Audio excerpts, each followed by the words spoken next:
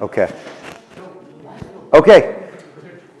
Guys, so, in the name of the Father, Son, Holy Spirit, one God, amen. Okay. So, servant certification, church history.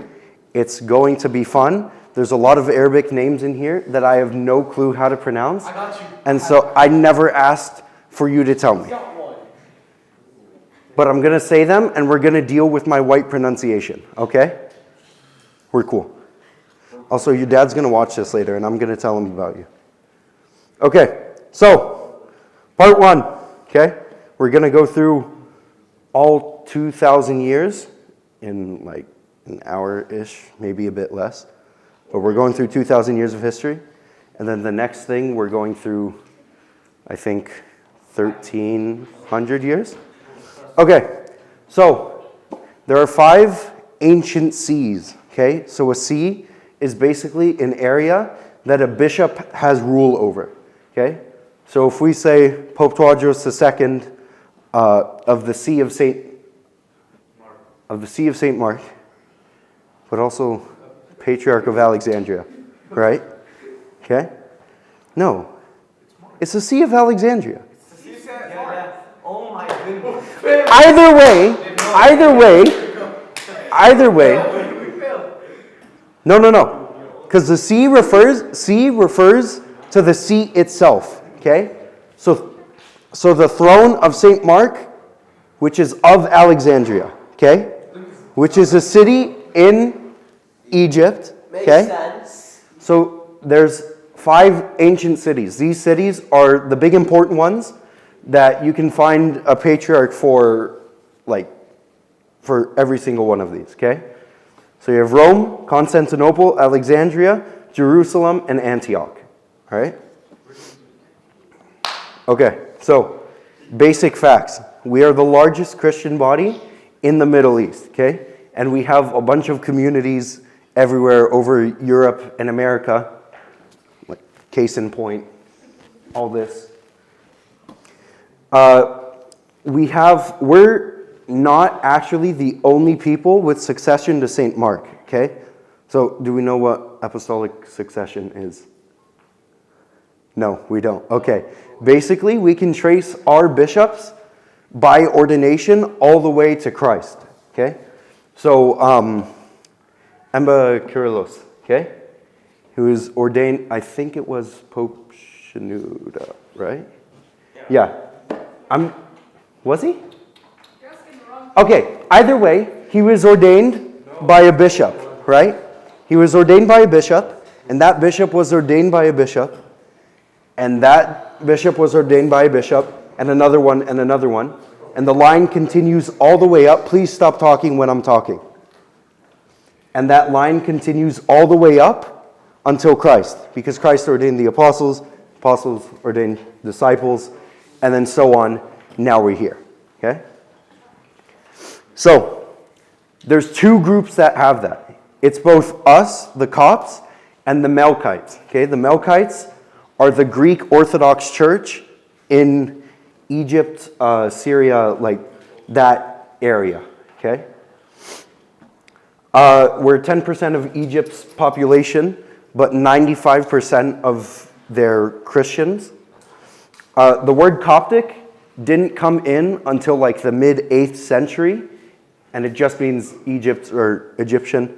These things here at the very bottom that say like Egyptos Hakapata, which is how you spoke. That's hieroglyph. Hakapata means Egypt. Hakapata. It's Wait, what? So yeah, all those are just. No, we're not. Hey, get it together, man.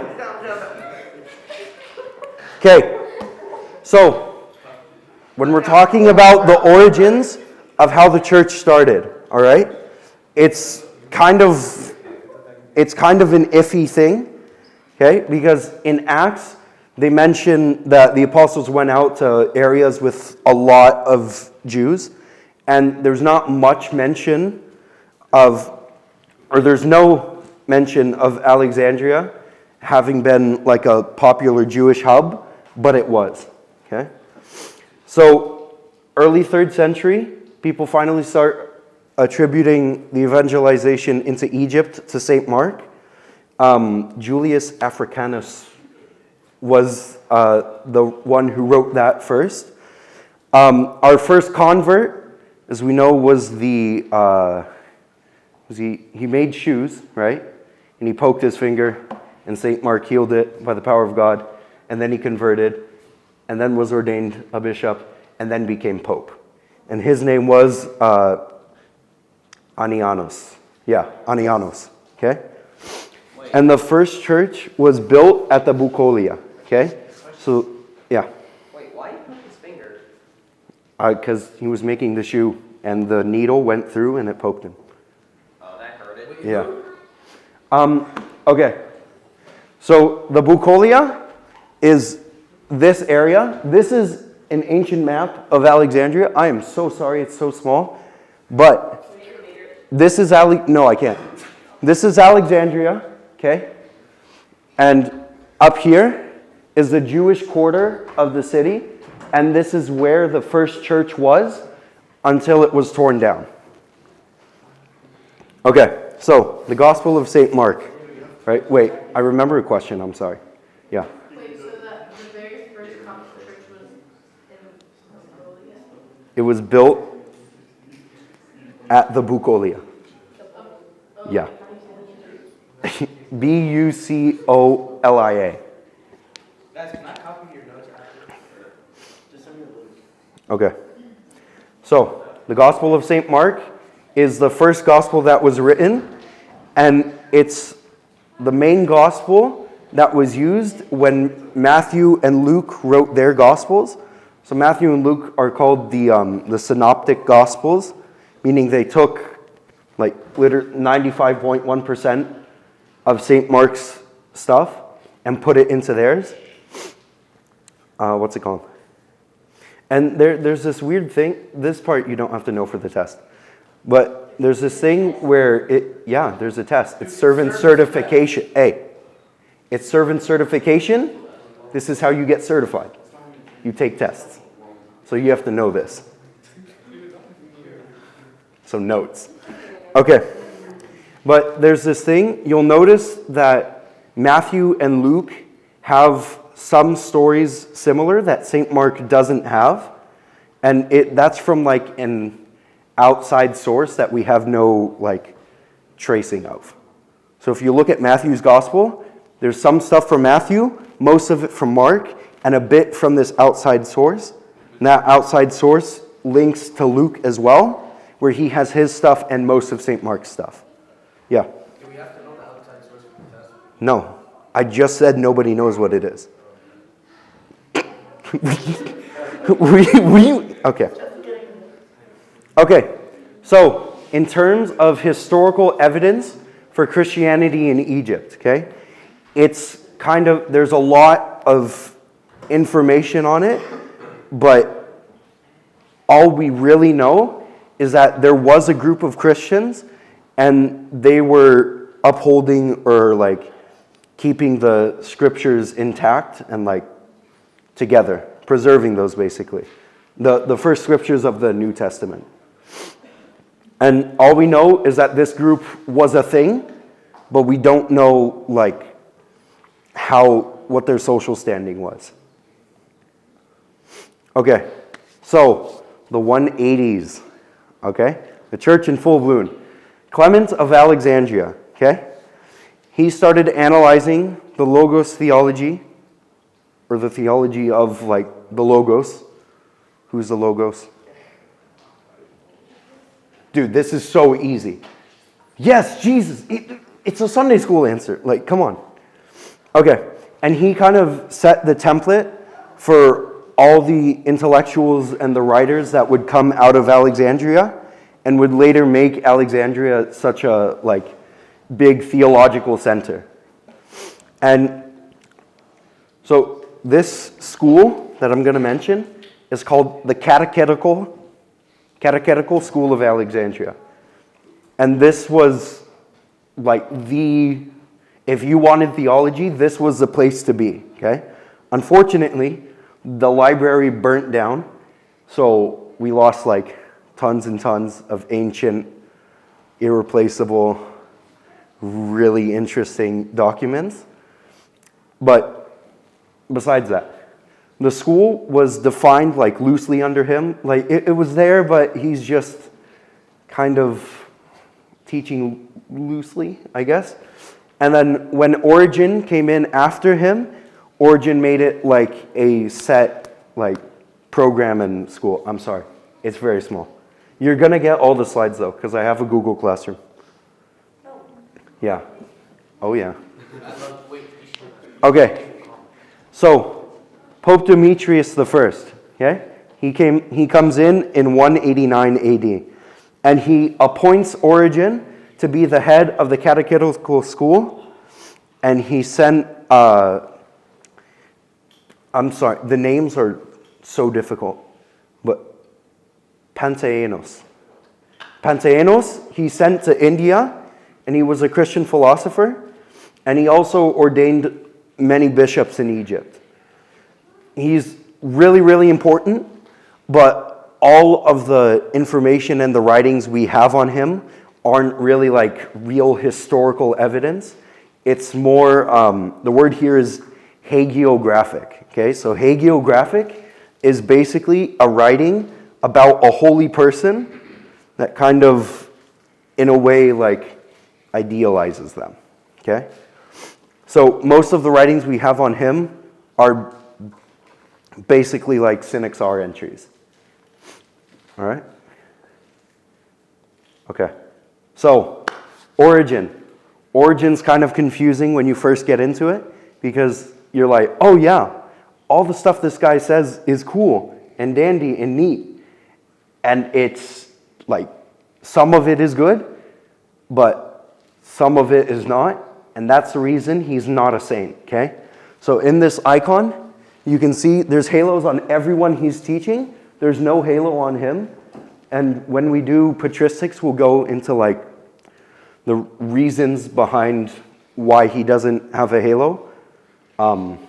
One of them is he was teaching that we can be reincarnated. We don't believe in that. Another one is the pre-existence of souls. So before you were like conceived, your soul existed, which we don't believe in. But Origen originally was best friends with Pope Demetrius, and then eventually when he started teaching these things, their relationship kind of got worse. And so this hostility kind of arose, and he was forced to move to Caesarea in 231, and he died 254. Okay? He has a bunch of accomplishments besides the things that we don't agree with. He developed the allegorical method of biblical interpretation. All the great theologians, St. Athanasius, St. Cyril of Alexandria, the Cappadocian Fathers, all learned from him. But again, we only call him the scholar, if anything. So it's either Origen the scholar or Origen. If you hear anyone say Saint Origen, heretic, okay? No, like, full stop. Wait, deny it? It's not true, some of the stuff he was teaching, so we can't call him a saint. Oh. So, yeah. Okay, so now we're in the 3rd century, okay? So the years 200 to 299, okay?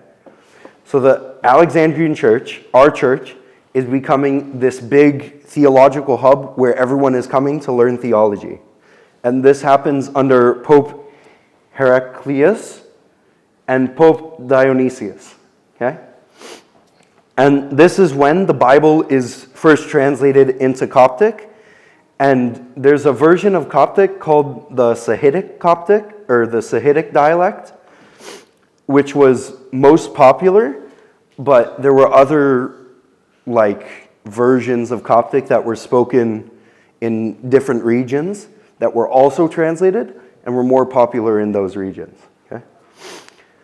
And these new translations led to Christianity going from being Hellenized like in the cities, so Greek in the cities, out to the rural, like farmland countryside where they spoke actual Coptic. Okay, 4th century. This is when we have, am I going too fast? Okay, so Hellenized means you're in Greek culture and you speak Greek. Yeah. So that's why if we do a response in church that isn't in English and people are like, oh yeah, that's in Coptic, it's not. It's Greek. All of our responses as a congregation are in Greek. The priest has the only true Coptic parts. Genainon is Coptic for Lord have mercy. Kyrieleison is Coptic for Greek for Lord have mercy. Okay? So you can see the difference like right there. Okay? So, the dawn of the martyrs. Okay? This is a very sad but like triumphant time, you know? So, Emperor Diocletian starts his reign in 284 AD. Okay? And then he orders the Great Persecution in 305 AD. Okay? And it's enforced within the empire, but it's mainly focused on Egypt and Syria. Okay? So this is our defining like thing. We literally in our calendar we call the year of the martyr. Okay? And the year of the martyr is 281 AD when Diocletian took power. Okay?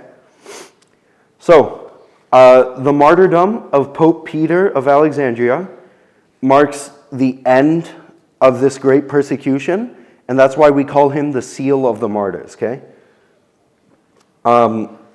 During this time, the Copts start naming their kids after martyrs, celebrating the day of their perfection or death, and they dedicate 2 weeks of the new year, or the Nairuz, to the martyrs. Okay? And then churches and all the saint relics start like springing up all over from the Mediterranean to Aswan. Yeah. And then the Copts, so the name change didn't come with Diocletian's reign. The name change came in the 9th century, so like 500 years after this. Yeah. Oh, interesting note. Okay. So the word in Latin for our year is Anno Martir. Okay? So that's Latin for the year of the martyr. If you've ever wondered what AD means, it's Anno Domini, the year of our Lord. Okay? And that's Latin too. Can I move? Okay. You may move on. Okay. So then Diocletian dies. Constantine, our guy, becomes emperor, and the church starts growing like crazy, okay? And the Christians become the majority in Egypt at around 400 AD, okay? So like the start of the 5th century. But there's a bunch of groups that all want control of the Sea of Alexandria, and those are Arians, heretics, Manichaeans, heretics, Gnostics, heretics, and the Meletian schismatics who broke off from the Catholic Church and made like a different church. I'm not like 100% on how to explain it, but that part you don't like really need to know. All of their histories are kind of iffy after the 5th century, and if you look at like Arians and Meletians today, they're nothing like what they were back then. Okay, so like a modern day Arian is like the Mormons. They believe in Arianism. If you want to know more about Arianism, we can talk about it like at a later time. But yeah. Okay. Monasticism is also happening during the 4th century, okay? So monasticism, as we all know, is where the church kept its spirituality, liturgical practice, and its hierarchy, or basically just its like structure of the church. Okay?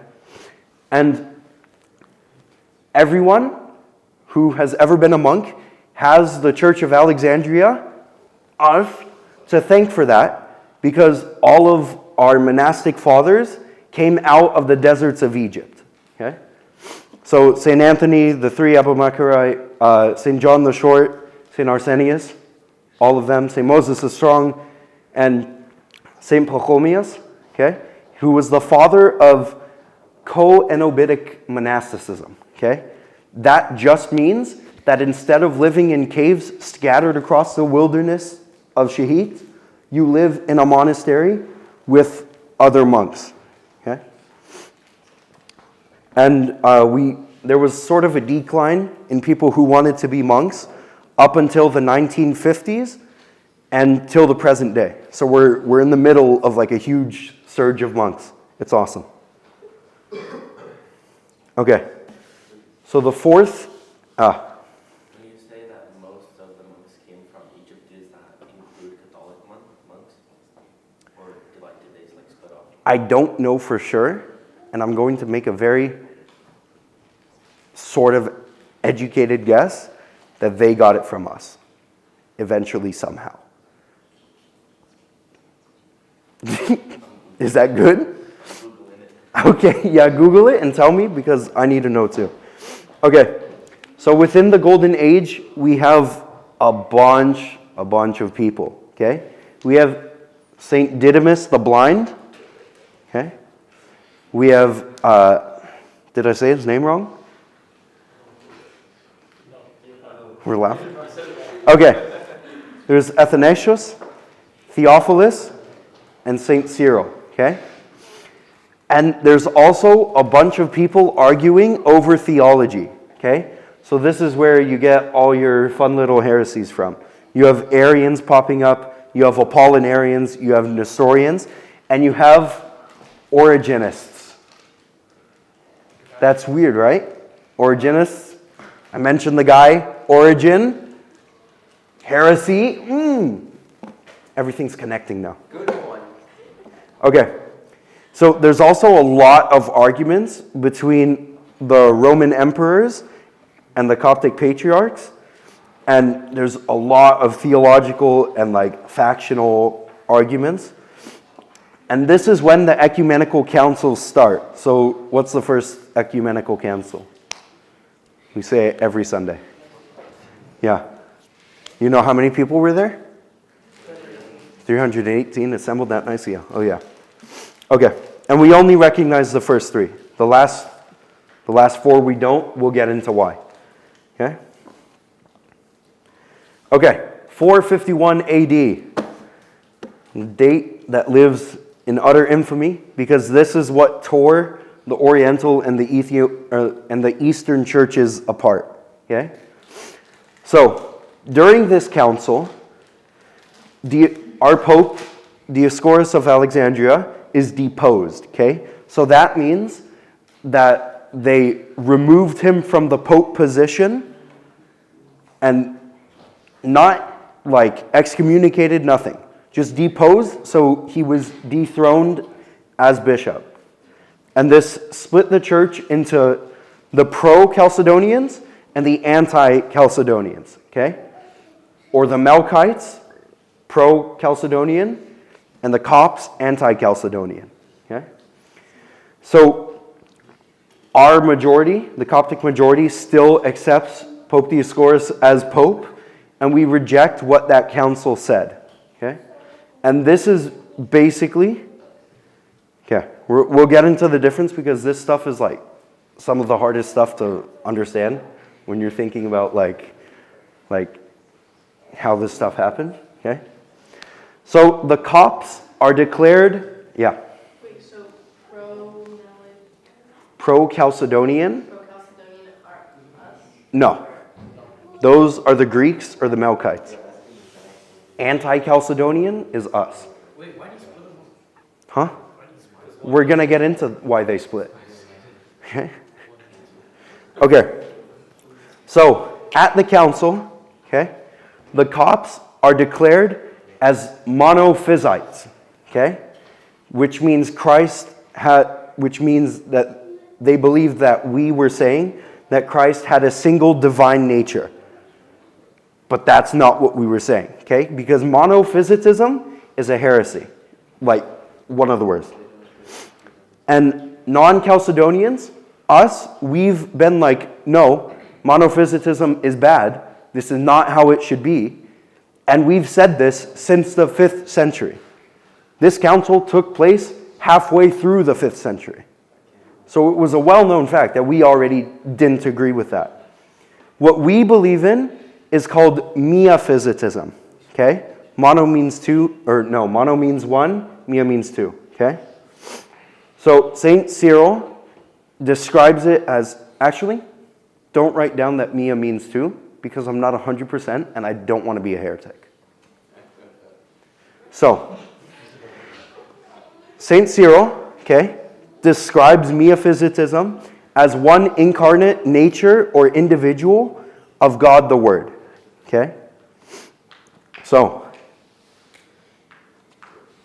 this is where it gets weird and confusing, and if you interpret this any other way, you're pretty much instantly wrong. Okay? Because I had my dad like tell me about this and draw out this diagram for me, and I'm asking him like, oh, so does this mean that? And he's like, no, just say it like this. Okay? So I'm going to say it exactly how he said it. Okay? Word for word? So, no. But you're going to get the gist. Okay? So the word nature, okay, it has two meanings. Okay? The first one references a generic category, okay? Like the nature of something, okay? But nature also means a concrete, solid individual, okay? Like Daniel, individual, solid, concrete person, okay? Everyone here, solid, concrete thing, okay? So, there's two meanings to this word.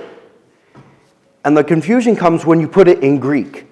Because in the Greek, this word, phusis, one of those pronunciations, it can be used almost interchangeably with the generic category, or ousia, and the individual, or hypostases. Okay? So, concerning Christ, when we speak of the definition of nature as a generic category or essence, he has a human and divine essence, okay? And when we mean individual, we just mean solid individual, okay? So think of like just a dude, okay? Okay. So, the person of Christ is one nature in reference to an individual of the two natures, referencing essence. Okay? So Christ's essence is human and divine, and he is an individual. And this is what makes up the person of Christ.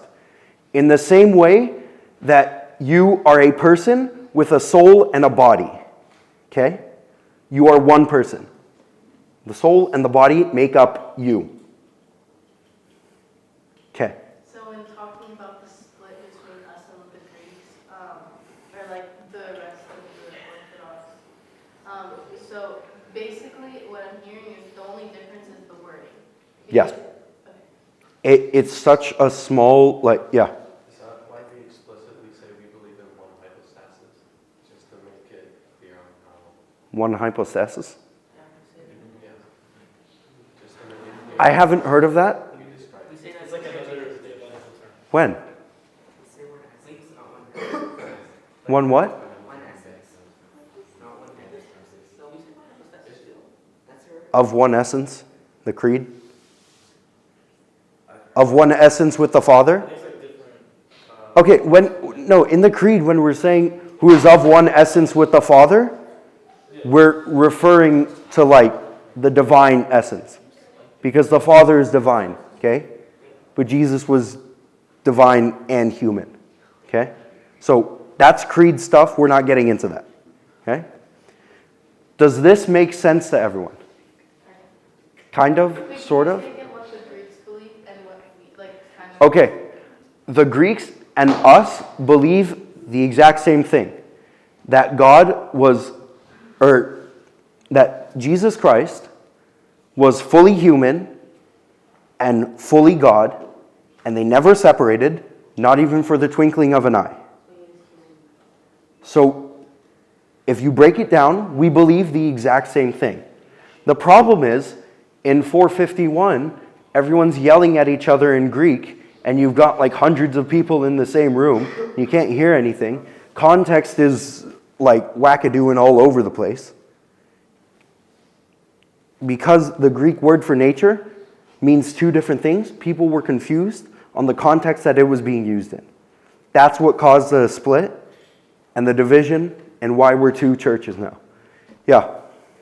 Yeah, just to sort of, it means like hypostasis refers to the union of Christ's human and divine natures in one person. Yeah. Notice you said divine, human and divine natures Yeah. or essence. Yeah. It's the same thing. Basically. Yeah. Okay, I'm moving on. Okay. I'm glad I got through that because that's the part that scared me most. Okay. So, there's another Greek word called prosopon. Okay? It means, if you literally translate it, it means person. The problem is that we rejected the use of prosporon in the discussion on the nature of Christ because we believed it not to maintain a good union between the human and divine in the one person of Christ. Okay? And part of this reason is the word prosopon meant face or appearance or mask 90% of the time when it was used in the New Testament. So when referring to the person of Christ, we do not say prosopon or person. Okay? We say hypostasis, meaning individual. Okay? So, oh wait. No, sorry. Let me rephrase that, okay? We don't say prosopon when we say the person of Christ, because prosopon has those two meanings, where it can be a face or a mask. And if we say that Jesus was just a man who put on a mask or appearance of being godly, that's a heresy, okay? Because you're separating the human from the divine, okay? Okay, so the Copts have held unwavering insistence on full humanity and divinity of Christ, okay? Christ was fully human and fully God at the same time, and they never separated at all, okay? Drill that into your minds. And if it changes, you're a heretic. Okay. Hold on. But recently, the Copts have recognized a lot of Christological, which means the study of Christ. We've effectively gotten rid of the confusion or the controversy within the schism. Okay? And due to that, we can pretty much say that the Catholic, the Eastern, and the Coptic Orthodox churches recognize that we use the same Christology or language when we're speaking about Christ and his personhood. Okay? So do you think in the future we're going to resolve this? It's close, and it's been so close before, but it's Wait, so why hard to can't we do. resolve it? Because, okay, there was a while ago when all the Eastern churches signed off saying yeah, we can recognize the Oriental Church as one with us or having the same Christology. And all the Oriental churches saying the same thing about the Eastern churches. Everyone's signing off, agreeing, yes, we're thinking the same thing. This is cool. We all agree now. And then Mount Athos, which is the spiritual hub of the Greek Orthodox Church, said no. And so the Eastern Orthodox Church said, well, if this is coming from Mount Athos, like, there's something to it. So communication there kind of stopped. Okay? We're going to move on because I have a physical headache from thinking about this. Okay. So, Council of Chalcedon, the popular and academic consequences. Okay? So, many mark that 451 is when the Copts split from like Hellenized culture, like the Greek culture and stuff. But there's no evidence to suggest that they split from like speaking Greek or from the Roman, like Byzantine Empire at all. Okay? And at the height of when the pro-Chalcedonian people didn't tolerate us, our greatest like resistance was to pray that we got an emperor who agreed with the Copts. And that was it. Okay?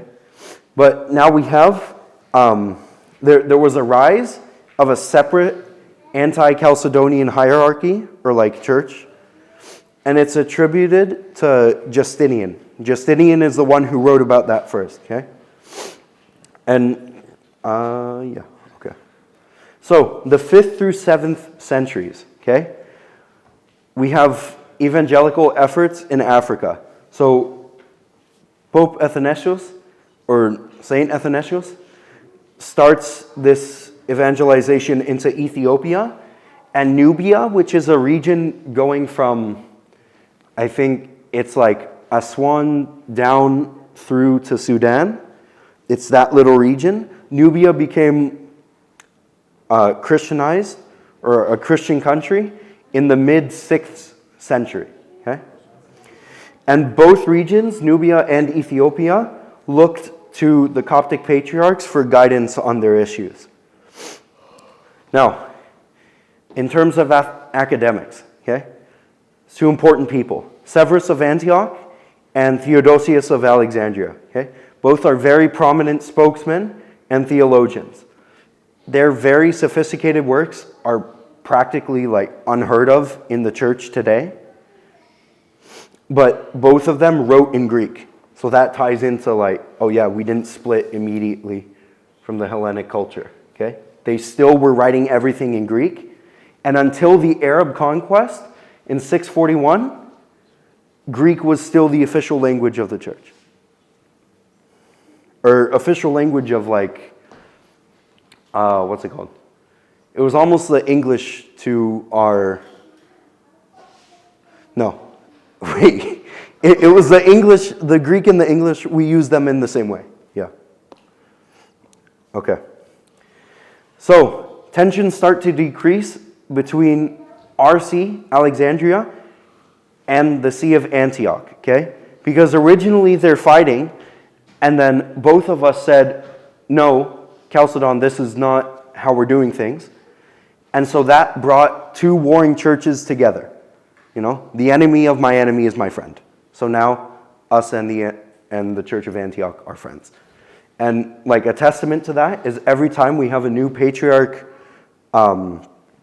elected, they have to write a synodal letter to the Syrian church, and the Syrian church will write us a letter too.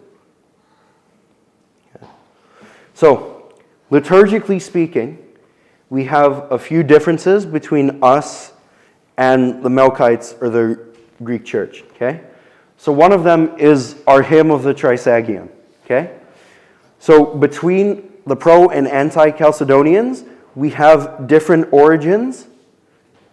Origins as in startings, not the dude, okay? And both of us called the other's version heretical, and then we argued and said, you're dumb, bye. And we walked away.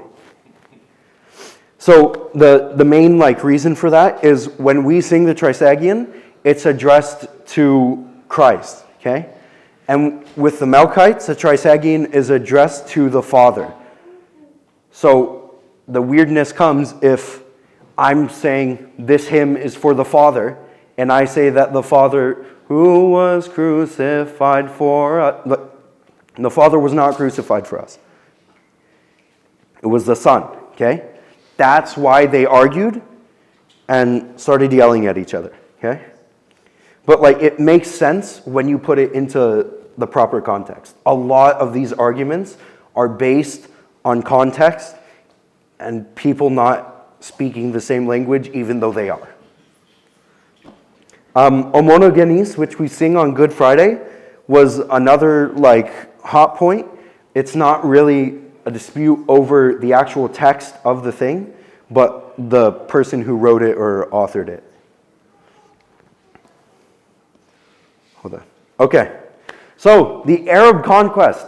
This is when everything starts changing. This is why we speak, not here, but most of the churches speak Arabic. Okay? This is why Egypt speaks Arabic. Okay? So, when the Arab conquest happens, right, the Copts have a small period of like peace because the Roman prohibitions on certain things had been lifted. And until, this is the first Arabic name, I am so sorry, okay?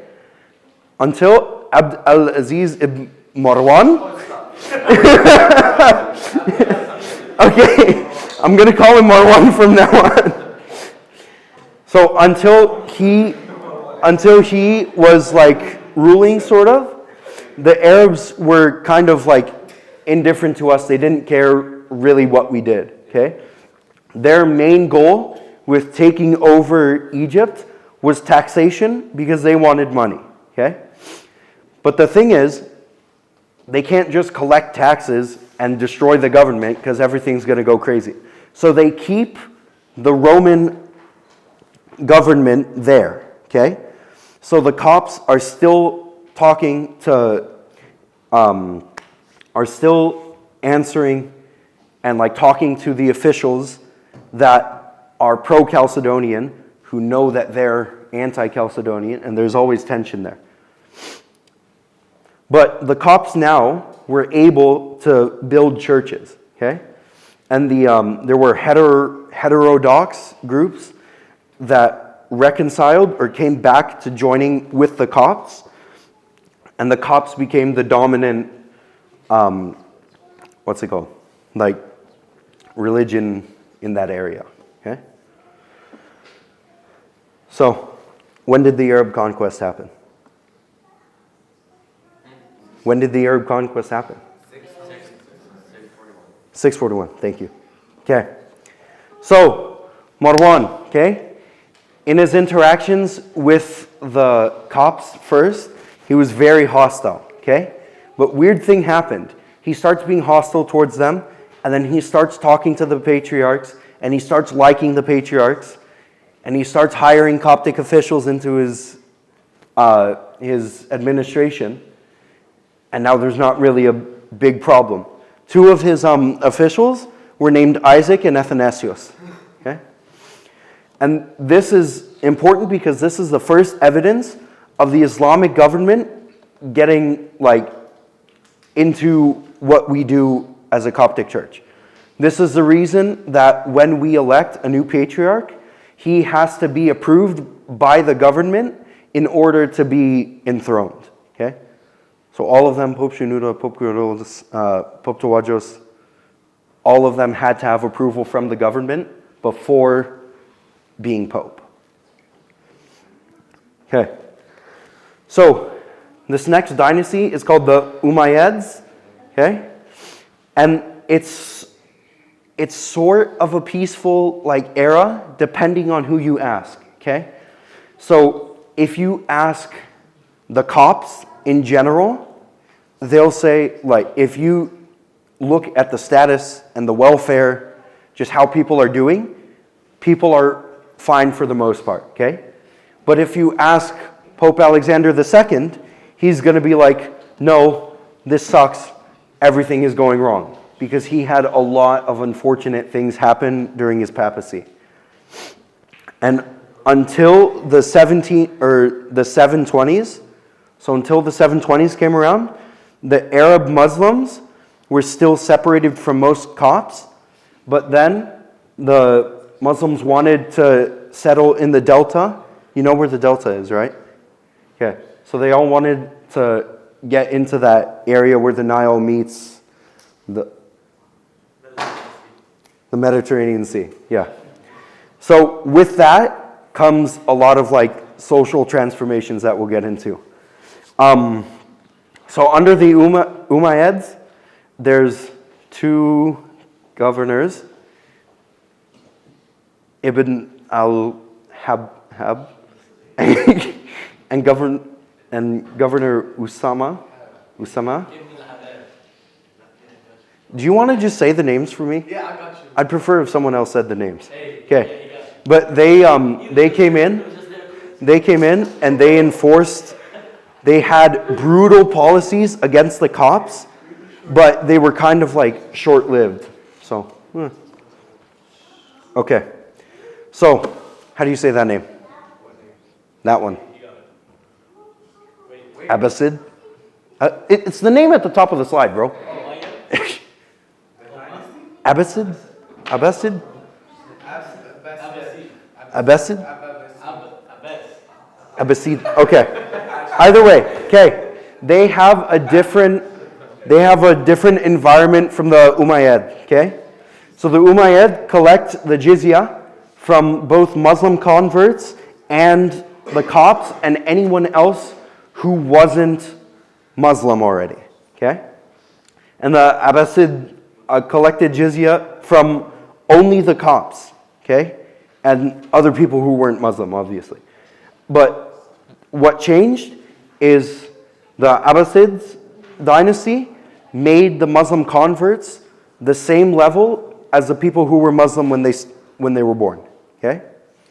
So this, obviously, people are hearing, oh, if I become Muslim, I don't have to pay this tax anymore. So this starts a lot of people converting to Islam, okay? And there's a bunch of religious, political, fiscal, and legal scrutiny. Fiscal means like policy concerning tax, okay? So Egypt and Iraq are claimed as land that were conquered through the military campaign, okay?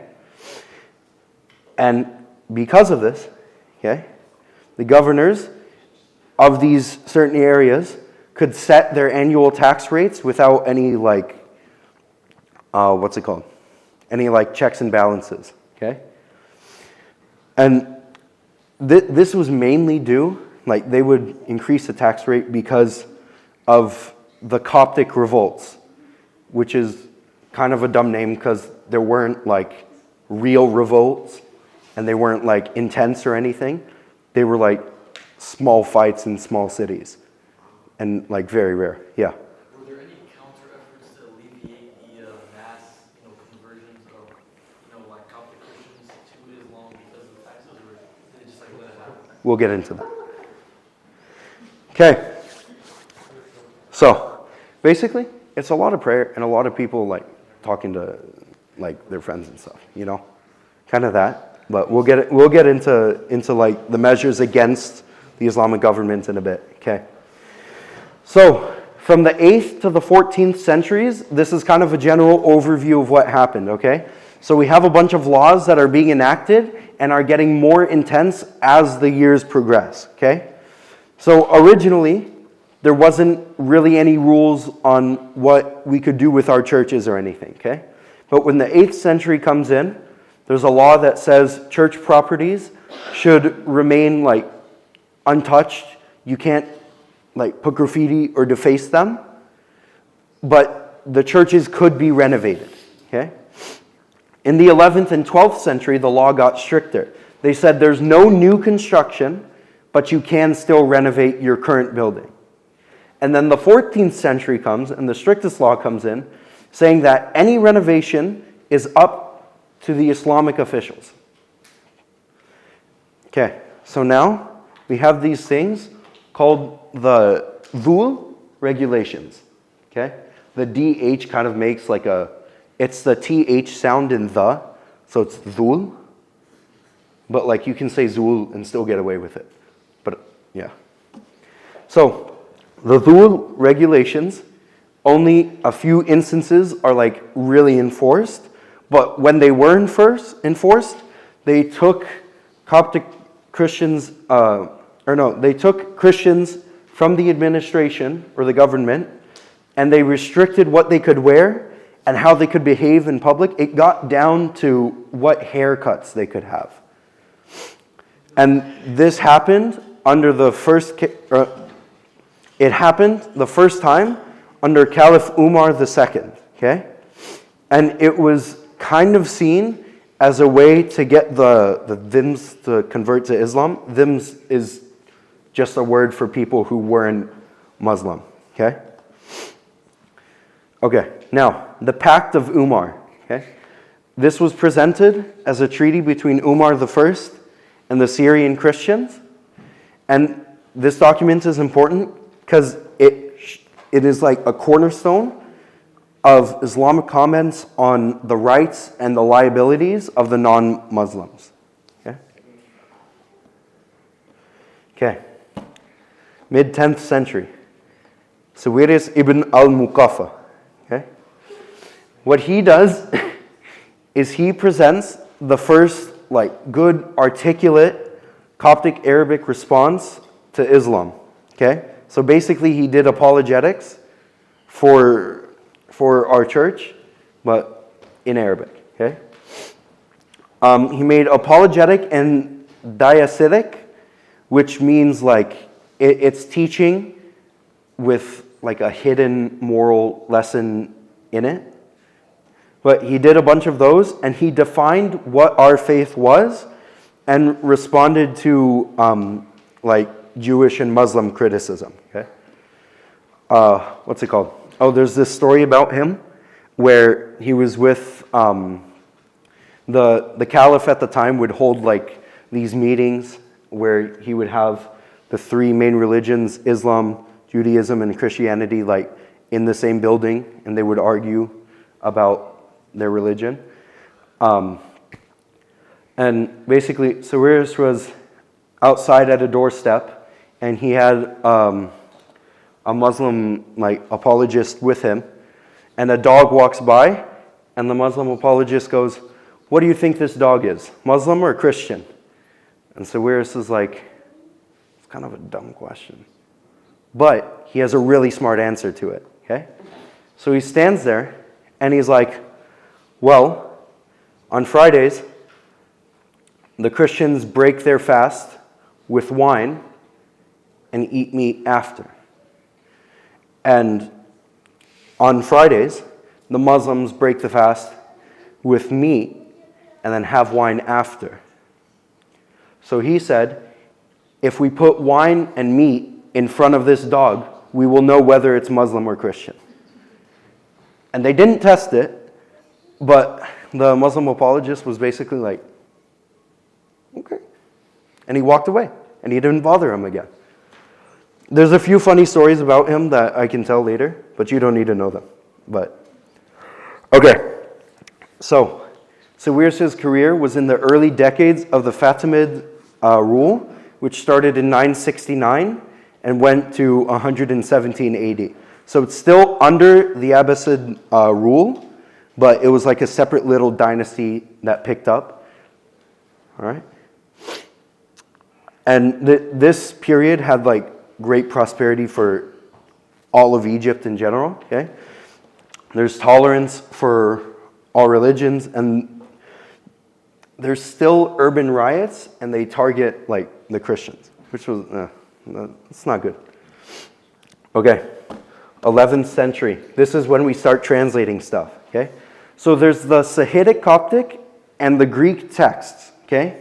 And those are being translated into Bohairic Coptic. Bohairic Coptic is the Coptic that we speak today, or the Coptic that the priests say today, okay? This began in 10th century, but it really picked up speed in the 11th century, okay? This is when we got our first official Arabic translations of scriptures, liturgy, and literature. And Patriarch Christodoulos, okay, he came in and he inaugurated and made this translation program That lasted from the 11th to the 14th centuries. All right? Okay. Why do you translate them? Huh? Why do you translate to the old Coptic? Because people were speaking the new Coptic. And like, you want to keep stuff up to date. Is that what like they spoke? Like wait. I don't know about spoke exactly. There was like a specific date when the Coptic Church decided to change the official language to Arabic. I don't remember the date. There wasn't really a date. It was kind of like a... No, like they made like an official thing that's like, oh, we're gonna change. Okay. I don't remember. I don't think I have a date on that. How many different versions of Coptic are there? Wait, what? I think... Like, hold was it on. an Arabic script and then it went to like some other form of Coptic and then like it keep on like translating? There's, if you look at the Rosetta Stone, okay, it has Greek, hieroglyphs, and Domtic, okay? So Domtic is like the first Coptic dialect that we have, and it was basically putting hieroglyphs into Greek letters, okay? So hieroglyphs are technically Coptic. Technically, sure. But either way, okay? So there's Domtic, and then there's the Sahidic, and then there's the Bohairic, okay? We do Bohairic today, okay? Huh? I don't know what that is. I looked up that same question. I have no clue what they're talking about. It's like instead of like writing, the hieroglyphs for everything, it's like a writing system that they would just use for everyday use. Okay. We don't need to know about the different things. Okay. There's liturgical projects now. So we narrow down our services to 3 liturgies, the one we use today. Okay? St. Basil, St. Gregory, and St. Cyril. All right? And the Christians, like during the 11th century, keep becoming a numerical minority, okay? Which keeps continuing. But in the later half, or later decades of the 11th century, Pope Cyril II comes in, and he moves the papal residence from Alexandria to Cairo, okay? Where it is today. And this is because the government was like pressuring him into it. Okay? Now, the early 8th century, okay, the importance of Alexandria and its like political and church like influence fields, it starts to like fade away a bit. And the church became more reliant on the monks in Shahid and specifically like St. Macarius' monastery. That was really important during this time. Okay, 11th through 14th centuries. We're being very, very productive, okay? Deacon Mahub ibn Mansur, okay? He translates and he edits an early version of the history of the patriarchs. So if you want to look into each one of our patriarchs, we have a book on it, okay? And there are other works written during this time. There's like a separate version of History of the Patriarchs by Bishop Euseb of Fa. And we have History of the Churches and Monasteries of Egypt coming out. And we have the Synaxar and the Difnar coming out, okay? So the Difnar is like hymns and veneration for all the saints, okay? Okay. The Ayyubid era. Okay. So Arabic grammars of Coptic start to appear. Okay? And this is like when Coptic ends and isn't like a known language that people speak in their houses all the time. Okay? And then under this era, in the 13th century, we have the Crusades. Okay? And the Crusades are kind of a tough subject because if you really look into the history, you can see that they were justified and necessary, but at the same time, for us, it had a negative effect, okay? So the 5th and the 7th Crusades are targeting Egypt, okay? And now the Copts are caught between people who think of them as heretics, and people running their government who think they're infidels. So it's like there's just no room to breathe here. So, and there's like some riots too, and those riots target the churches, that we built. Okay, Pope Cyril III. Just because they're a pope doesn't mean they were a good guy, okay?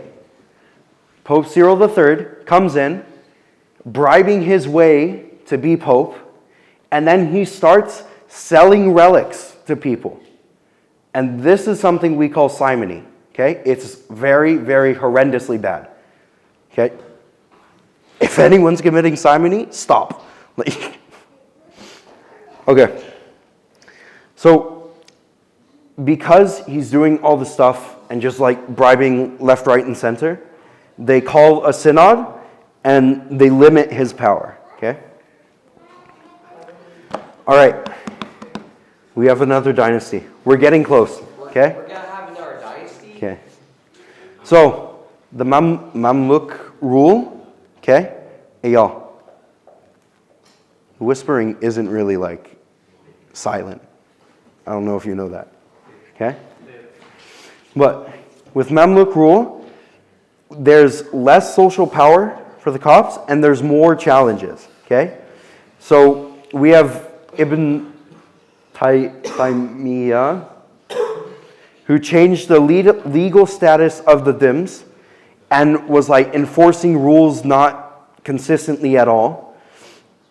And our writings in Coptic, or the Arabic literature that we wrote, kind of dies down and isn't really seen between the 14th and the 19th century. Okay? But when the 14th century comes, we get some visibility. Okay? Because there's this feast that we have, the Feast of the Martyrs, right? And this festival draws in so many people. Okay? Because the Christians are in the middle and the Muslims are all around, and they're watching the Pope bless the Nile and pray for it to like fill with a relic. I wasn't able to track down what relic it was exactly, but they would bless it and pray with this relic. Okay, and then in 1354, riots start during this festival, and people steal the relic. And it ended the entire celebration. Okay? And the Mamluk administration or government start just going up to clergy and taking their possessions. Like literally just robbing them. Okay. And then we get to the Ottomans. Okay? So with the Ottoman rule, there are very few Copts left. Okay? And this you can see because there's a bunch of abandoned monasteries and there's a bunch of dioceses, but they're all like ridiculously small. Okay? And these secular, or people who weren't like religious, these secular leaders were still holding great power within the church, which started with Marwan, who started talking to the Pope, and that made them get government approval to be enthroned, okay? And this is all seen in history of the churches and monasteries of Egypt, okay? All right. So, we're modern now, okay? People a lot of us have heard of. The first printing press in Egypt was imported by a Coptic patriarch, okay? It was Pope Cyril IV, okay? We call him the father of reform, because he went out to the denominations of Christianity in Egypt and he evangelized to them and brought them to the Coptic Church. Okay? And he also established a seminary, and he established a lot of schools that would teach both secular and the ecclesiastical topics. Okay? So ecclesiastical meaning topics concerning like the church. Okay? So, we also have Archdeacon Habib Girgis, who we have to thank for Sunday school. Okay? Great thing. So the Sunday school movement starts in 1918. Okay? That's pretty recent. And what Habib Girgis wanted to do was reform the church completely by bringing us back to the basics. Okay, so the Bible, the church fathers, the liturgy, and acts of service. Right? And this is why, like, this all sounds so familiar. You are formed by the Sunday school movement. Okay? Pope Kyrillos VI, we all know and love him, came in 1959, and Pope Shenouda in 1971. And they are both seen as heads of a Coptic Renaissance that we're all currently living through right now. Okay? And their work is another like product and extension of the foundation laid by St. Cyril IV and the Sunday school movement. Okay? I can keep talking, but I think you're going to explode. That was all part one. Yeah. We're going to get way more into detail. Right now? No. I have mercy, dude. Like, I'm nice to you. Okay? Glory be to God forever, man. Okay. Are there any questions? Wait. Okay, hold on. I'm asking one question. Are there any questions or clarifications that need to happen? James.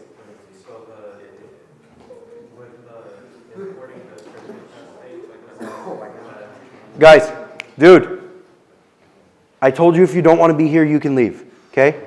I don't need y'all yapping in the middle of my thing, okay? So the printing press thing, that was for all of you, but that was the first one. That was the first one. Coptic Patriarch.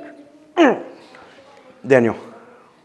I've heard from some places that are like contradictory, and other places that are also contradicting that.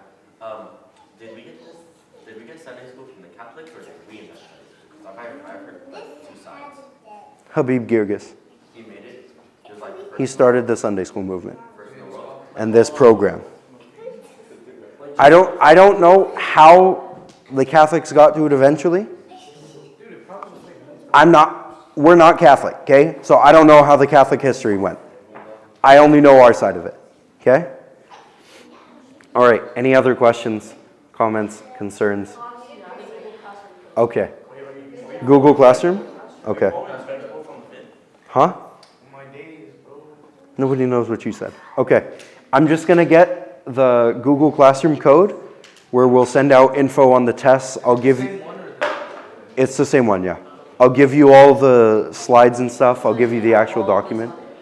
Yeah.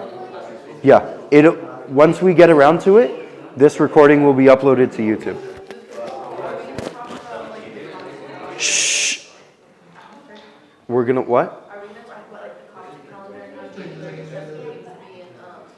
be Okay. We actually, I can show you a quick thing on the Coptic calendar, how we got like our feasts and stuff. It's not really like how exactly it happened, but it's like dates. Okay.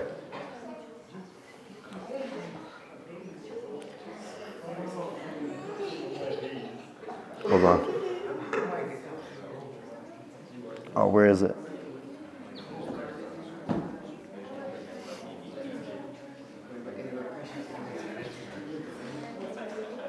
Hold on.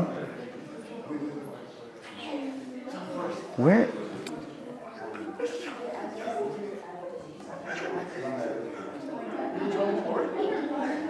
Oh, okay. All right. Dude! Please.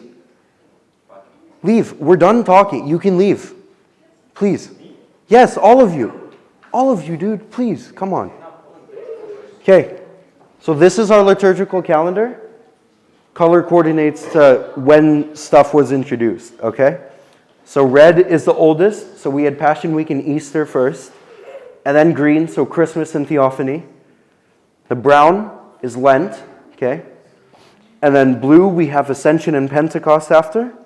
And then the mustard color is Palm Sunday, okay? So that's kind of how we started ordering things, all right? You don't need to know that part, but you know. So we don't need to know how like everything, like all the main events on the Coptic calendar? No, no. You'll be fine. Okay. All right. I'm going to close the recording. Okay? Thank you for being quiet for the most